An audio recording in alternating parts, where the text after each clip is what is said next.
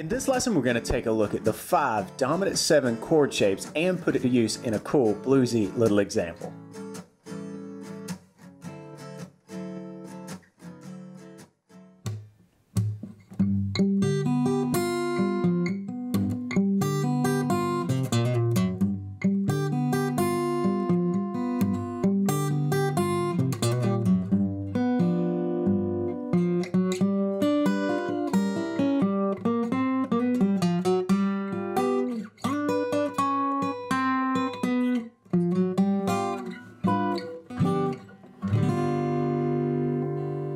Hey there, John here with the Blues Guitar Institute, and this is your Tuesday Blues, where we focus on building cool acoustic blues in a fun, simple, and straightforward way. Now, if this is your first time here, be sure to hit the subscribe button on YouTube and stick around to the end, and I'll show you how you can really focus on building some cool fundamental blues skills. All right, let's get started. What we're going to do today is piggyback off of the caged method. We're going to make it sound a whole lot more bluesy, but we need a quick crash course in the caged method before we go complicating things with this bluesy sound. But I'll show you it's not actually that complicated on the fretboard. In fact, it can be a whole lot easier than the true caged system.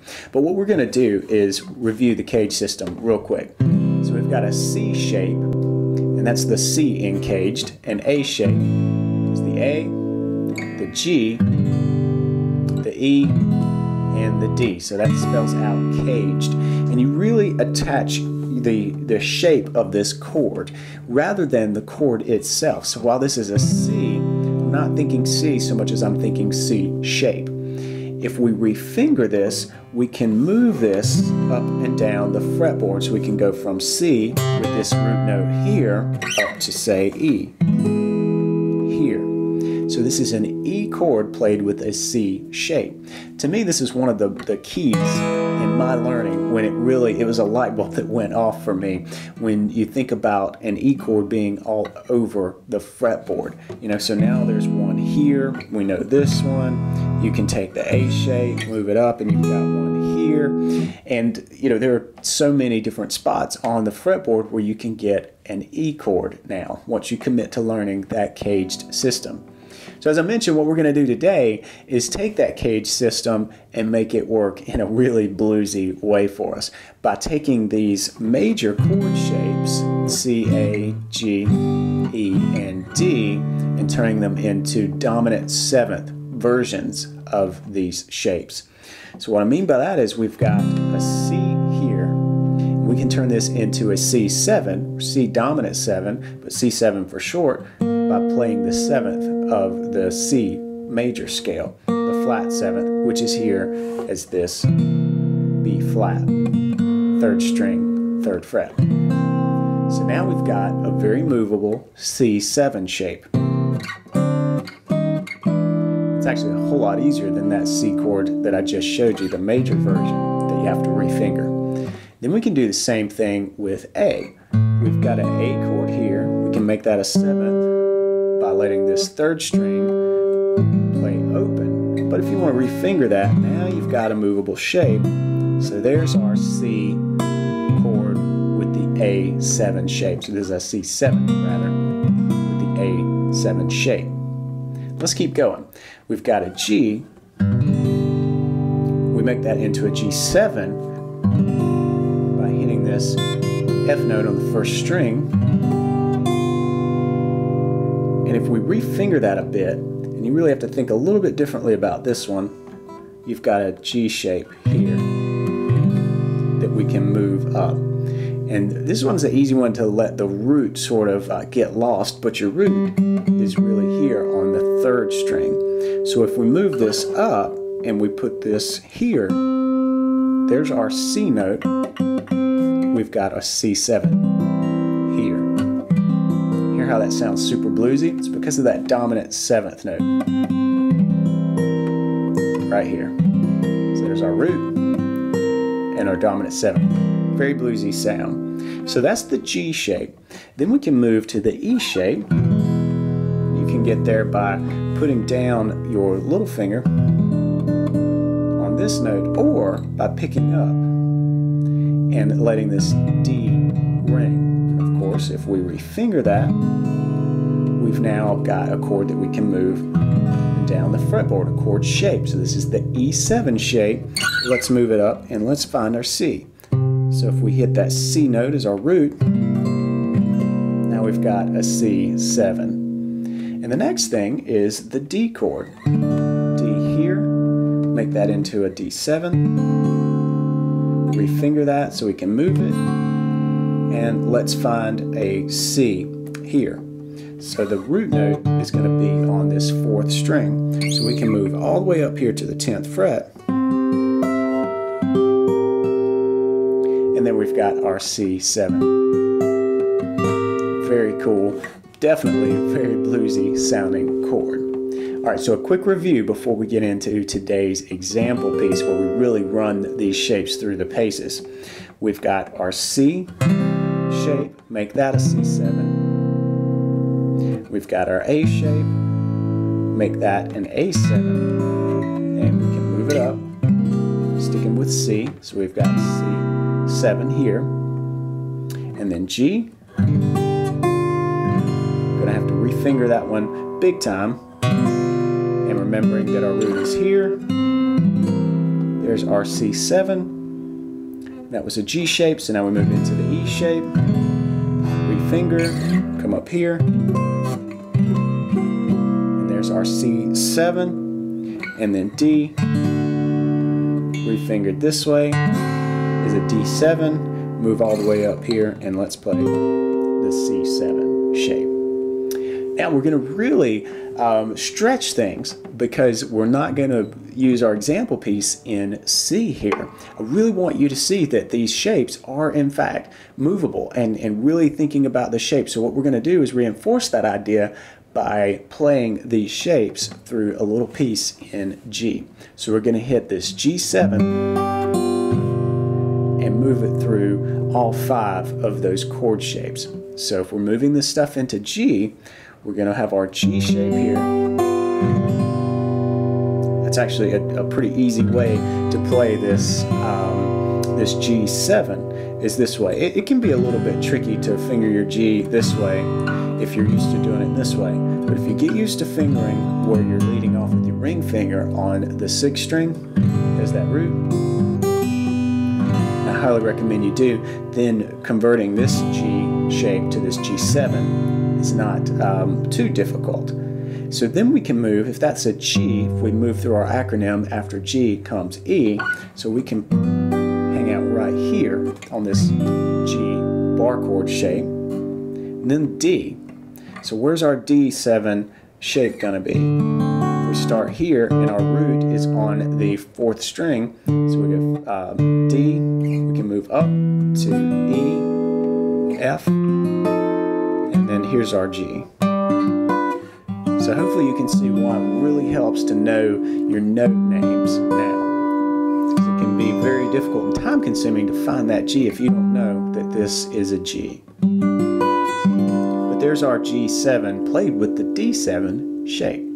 Now let's keep going. So we circle back to the top of caged, the word, and we're looking for a C7. So we can start here, C, and let's find our G instead of this C on the 5th string, and that's here at the 10th fret. And now we're looking for that A7 shape with our root being on the 5th string, so let's find our G on the 5th string, and that's here as well on the 10th fret. But now we're making that A shape, so we kind of went this way from that same note, making a chord, and now we're going this way. And that's it. We've hit the 5 chord shapes. We've got our G shape, E shape, D shape, C shape, A shape. So you can see we've got one chord quality here, G7, G dominant 7. Same thing, we just say 7, G7 for short, but we've got this chord quality and we can play it in 5 places on the neck.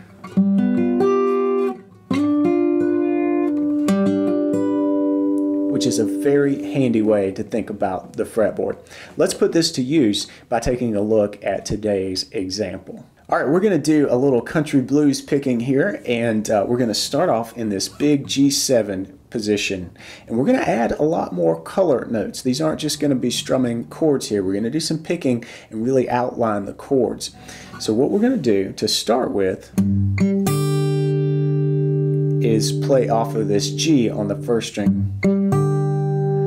So this is going to be an alternating bass part for this first little groove that we're going to set up. And what we're going to do is hit the 6th string and then the open 3rd string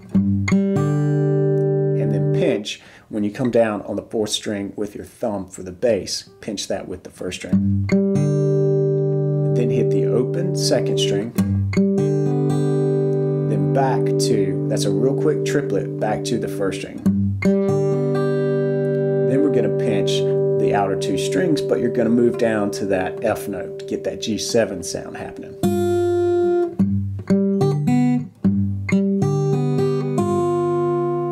Then back on the open 3rd string. Then we're going to do this cool little run here where we hit, this is also an F note on the 4th string though. Hit that with your little finger and then roll through strings 3 and 2.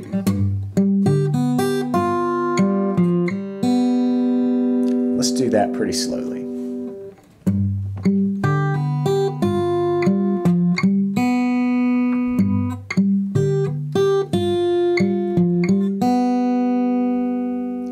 So that's the first measure, and we're going to do something pretty similar to that for the second measure, but we're going to end with a different little tag.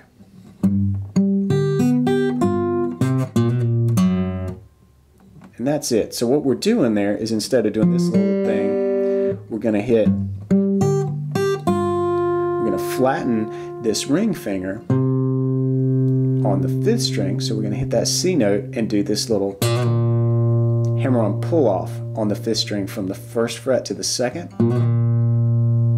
And then walk back up with this F sharp into the G. Then we'll alternate those two things where we've got this ending and this one. Let's hear how that sounds played slowly.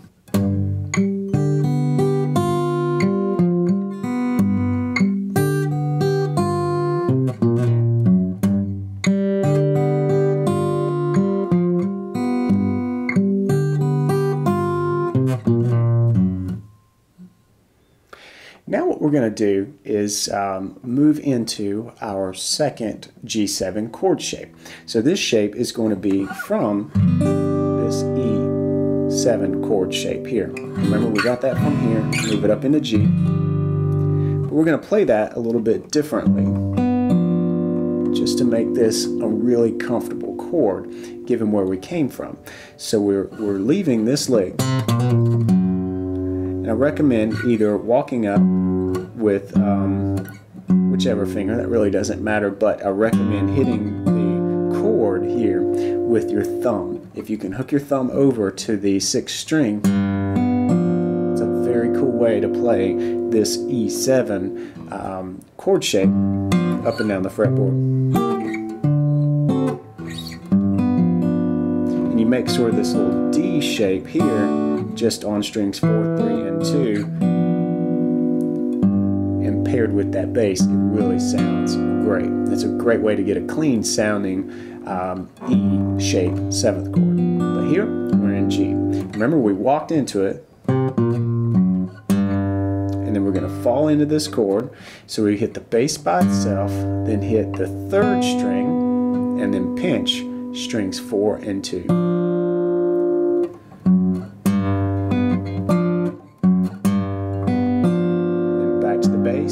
And then we're going to do this little walk up. Now recommend walking up with your index finger on the 4th string, because we're going to walk into this G at the 5th fret 4th string and fall into the D7 shape. Again, this is still a G7, but this is a D7 shape. So here's what we have.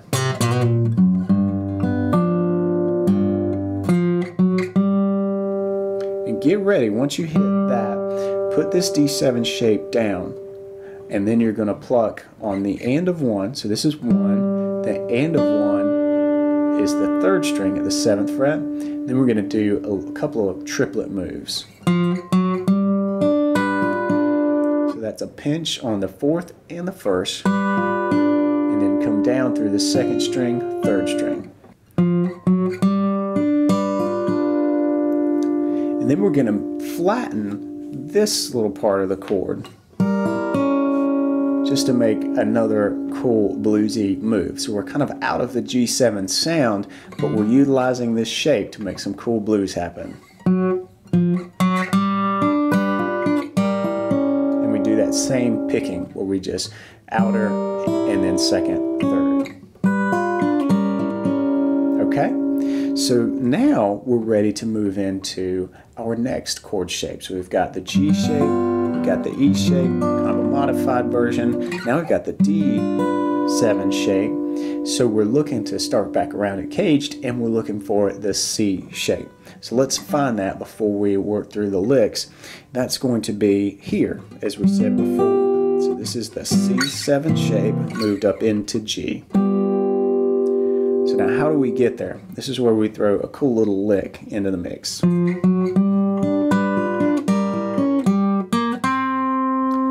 Actually, more of a walk up. We're going to do the lick once we're fully in this C7 shape. But the walk up happens from the 4th string, this G note on the 5th fret. Then we're walking up, hitting that B flat. That's the minor 3rd, so it's got that nice bluesy sound. Then we're hitting the 4th, which is on the 10th fret. Then we launch into this little lick. Alright, so what's happening there? I recommend doing the fingering like this because it sets you up for this chord really nicely. So what we're going to do is from here do a hammer-on from 8 to 9 on the 4th string, and then hit the 10th fret, that's that G note, on the 5th string. Then we're going to go down into F, F sharp, and G, and this is where you want to fall into the chord. So this G7 chord, again with that C7 shape.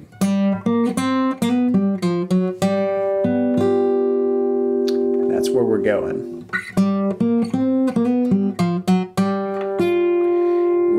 The 3rd string after we get into the chord at the 10th fret, and then pinch strings 4 and 2. Just gives us a nice cool way to roll into this particular G7.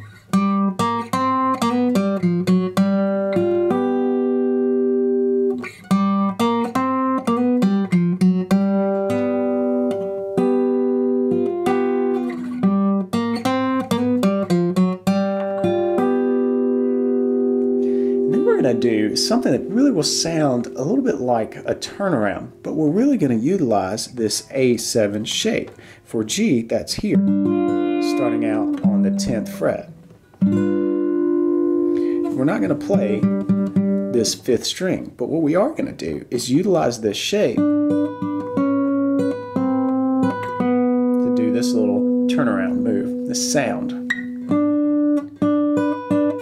So what's happening here is I'm taking this part of the A shape and I'm walking it down. So from the 12th to the 11th on the 4th string, all the way to the 9th.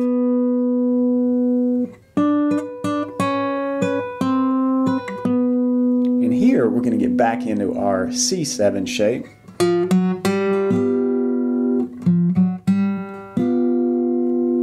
Walking in from 8, 9, 10 on the 5th string, and then we're just going to strum through our chord shapes leading up to that. So it kind of worked all the way up to this, and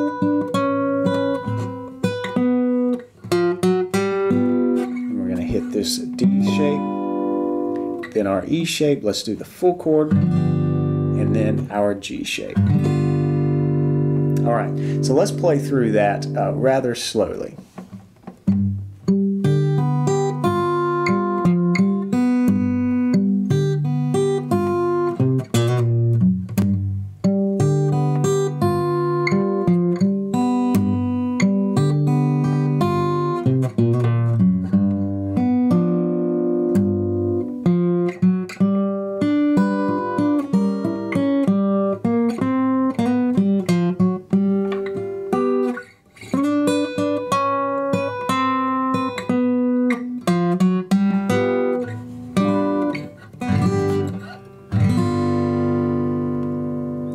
right, now let's hear this up to speed. 2.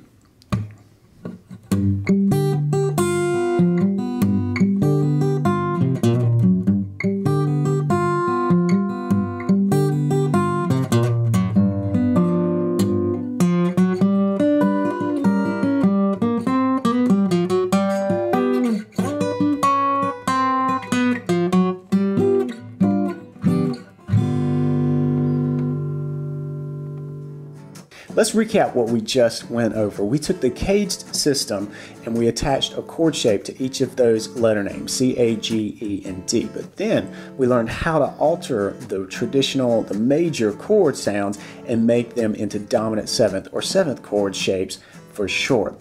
And we worked through how to take each of those chord shapes and apply it to a G7. So we've got a G7 all over the neck. We've got one chord quality, 5 different ways. And I hope that you can really see that once you get this bit of theory and this concept on the fretboard, that it will really open you up. That's the main point of this lesson, is that we were able to take some common chord shapes and really just utilize them all over the neck in a super bluesy sounding way. If you enjoyed this lesson and you're serious about taking your acoustic blues to the next level, then I invite you to check out the Acoustic Blues Jumpstart from BGI. This is a premium level course, but I'm giving away the first 3 lessons completely free. All you have to do is register for the course at bluesguitarinstitute.com/start now.